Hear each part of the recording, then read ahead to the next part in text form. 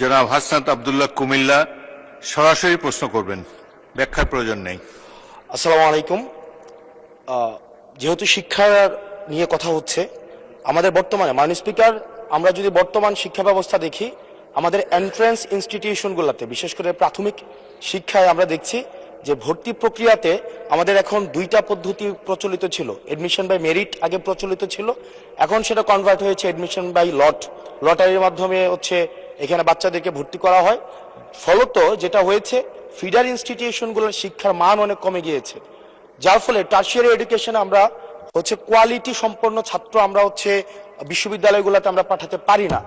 এখন মাননীয় মন্ত্রী মহোদয়ের কাছে আমার প্রশ্ন থাকবে, এই যে প্রাইমারি স্কুলে বাচ্চাদেরকে ভর্তি করানোর ক্ষেত্রে আমরা কি ভর্তি প্রক্রিয়াটা আমরা পরিবর্তন করব কিনা, নাকি এই যে এডমিশন বাই লটারির মাধ্যমে আমরা নিব এবং মেরিটকে আমরা হচ্ছে সবসময় হচ্ছে দমায় রাখবো, নাম্বার ওয়ান। আর নাম্বার টু হচ্ছে, আমাদের বর্তমান শিক্ষা পদ্ধতিতে আমরা যদি দেখি, আমরা যারা পয়সা দিয়ে কিনতে পারে তারা হচ্ছে এখন ইংরেজি মাধ্যমটা কিনছে, যারা পয়সা দিয়ে ইংরেজি মাধ্যম কিনতে পারে না তারাই কেবল আপনি যেই শিক্ষা পদ্ধতি আমাদের জন্য জনজীবনের জন্য আপনি চালু করেছেন সেটা আমরা কিনছি, আর যারা সেটাও কিনতে পারে না তারা হচ্ছে মাদ্রাসা শিক্ষা পদ্ধতি কিনছে।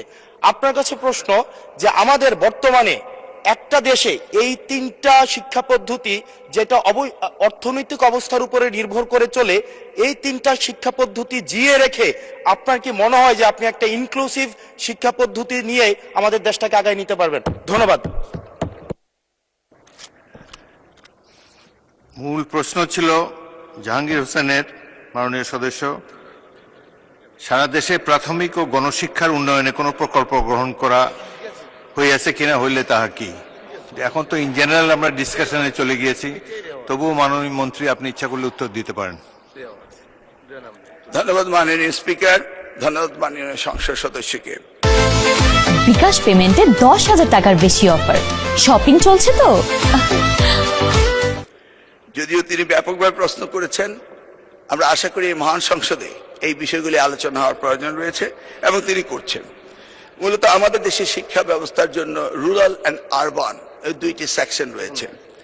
এখন গ্রামীণ জনপদে যে প্রতিষ্ঠানগুলো রয়েছে সেখানে প্রি প্রাইমারি স্কুল রয়েছে এবং ছাত্র সংখ্যা এতটা কম্পিটিটিভ নয়, সে কারণে সেখানে ভর্তি সমস্যা তেমন একটা হচ্ছে না। ঢাকা শহরগুলোতে আমাদের এই প্রাথমিক স্তরে ভর্তির একটি সমস্যা রয়েছে। এই জটিলতা নিরসনের জন্য বিগত সরকার লটারি সিস্টেম করেছিল, যেটা আদৌ আমার মনে হয় না যুক্তিসঙ্গত। তবে আগামী বছরে এই শিক্ষা ব্যবস্থা ভর্তি সিস্টেম কিভাবে করা হবে সেটা আনুষ্ঠানিকভাবে আমরা স্টেক হোল্ডারদের সাথে, অর্থাৎ অভিভাবকদের সাথে